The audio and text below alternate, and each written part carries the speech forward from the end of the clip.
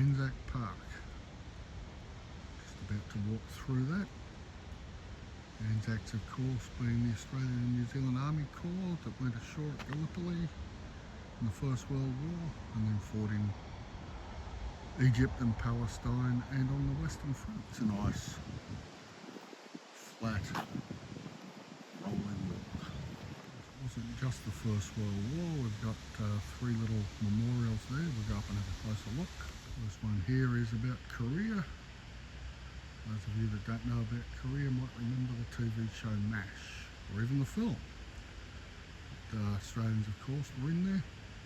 Australian lives lost there. Moving on, our next memorial is to the Vietnam. Those who suffered and died, those that were there that are still suffering, lest we forget. A sizeable stump up there. Sizable trunk as well.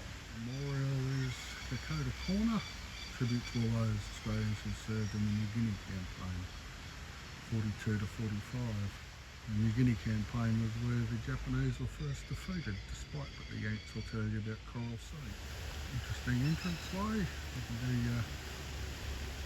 your training up and down those steps if you had a marathon to run, I reckon. It's fairly steep and there's a few of them. And opposite those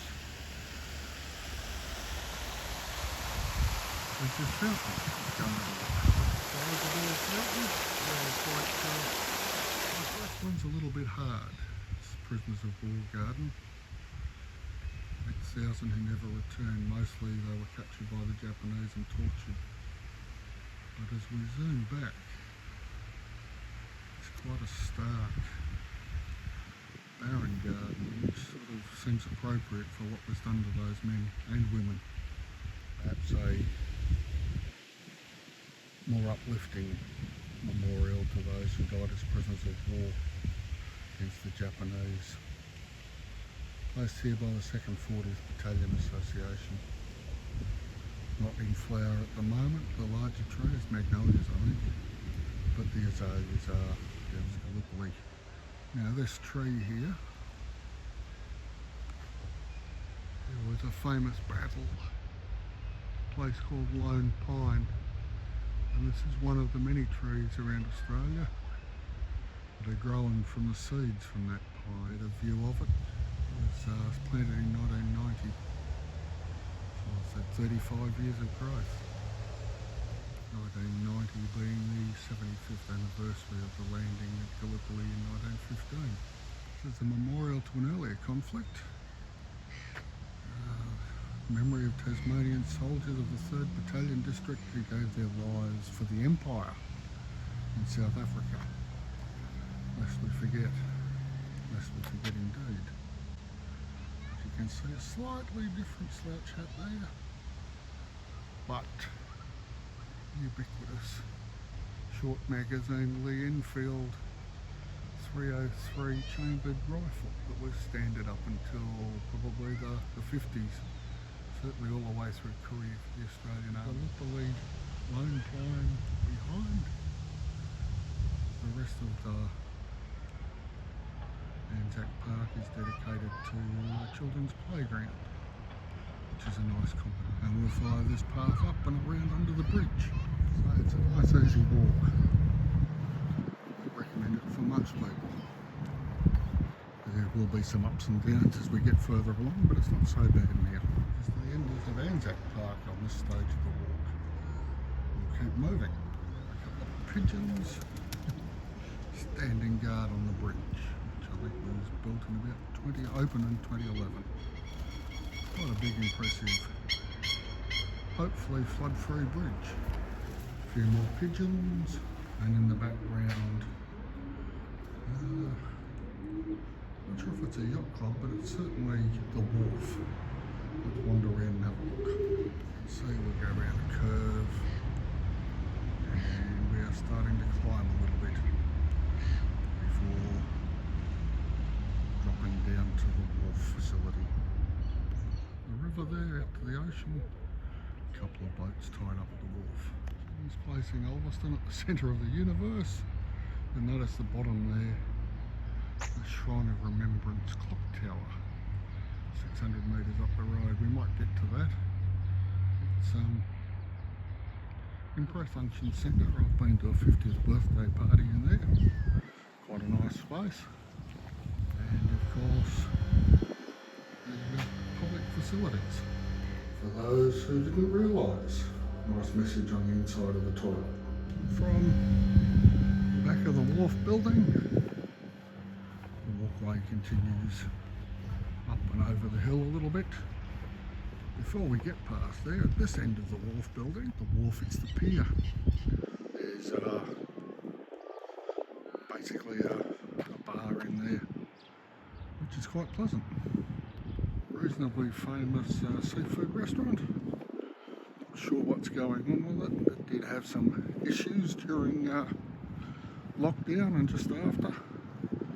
I have had some reasonable fish and chips there, a little bit at the front. Follow the path up and around and to the left and along here and off to another park. We're about to wander along the Navy Remembrance Pathway. All the coastal towns here with a decent river. Leven Sailing Club, might be asking. Why is there a Shropshire Memorial Park in Ulverstone? Shropshire being a county in England. Well, we'll show you another memorial. This one to the HMS Shropshire, the HMAS Shropshire. Shows you the areas in which the Shropshire was sailing the Pacific Theatre 43 to 45. And Porthole was the code name for HMAS Shropshire in this theatre. You can see there's a sign that says a Naval Memorial Park. Again, more public toilets. Happens with a lot of these war memorial parks. There's also a kids' playground. They like to look after the future as well as remind us of the past. Quite a reasonable park, quite a big one.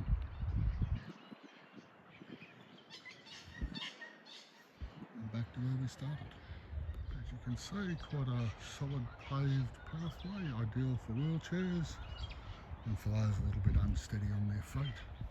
We'll go over and cross the Blue Bridge overlation. You can go off to the right, walk to the end of the park, where there's another park and more facilities, or we can come off to the left and over the Blue Bridge to the beach. Let's go that way. And the footing gets a bit more problematic wheelchair wise, and not too bad if you're a little bit unsure. You can go through the bush if you'd like, or what we're doing off to the beach. This is where the Leven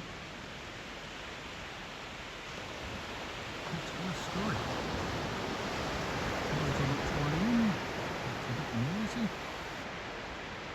More force to it than it's going out. The sandy beach, but there's some stone. See here, there's a little bit of seaweed. More further up. And over there, you can see where it reaches the high tide line. So plenty of people about. Running in and out of the surf. As I say, quite a pleasant beach, quite a nice walk. You see round behind us, and of course onto the strait behind us. Up here, stormwater ocean outfall.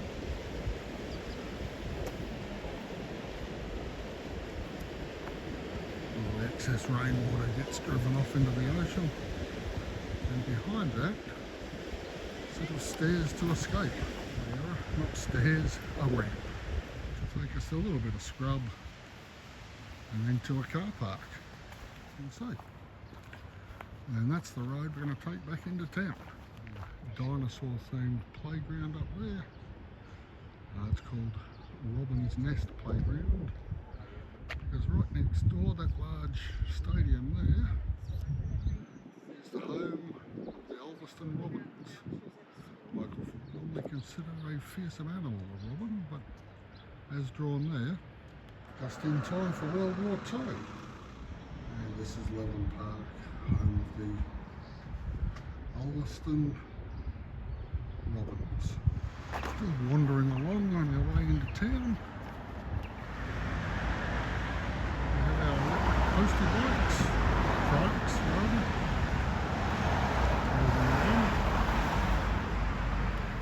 Starting to get closer to the centre of commerce that is Ulverstone shopping centre.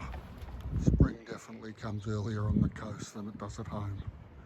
The cherry blossoms there, coffee shop of choice in Ulverstone. And we'll drop back in there on the way back from the town clock war memorial. I recommend the coffee shop for old-fashioned jelly babies, the ones with the icing sugar on them. We're getting closer to the town clock and war memorial. Across the roundabout and have a closer look at this war memorial. Bayonets fixed, erected by the residents of the Leven municipality. This is now called the Central Coast Council, for all those that laid down their lives in the Great War 1418. No idea why this monstrosity of a clock tower was placed over the top of the cenotaph. If you know, drop an answer in the comments, please. War memorial, I know, that doesn't have some sort of field piece attached to it. It's all very odd. Walk. Probably about 2 k's from the car park of the rowing club up to the war memorial, particularly along the beach. I'm looking forward to a rather nice skinny flat one. Worth the wait and worth the taste.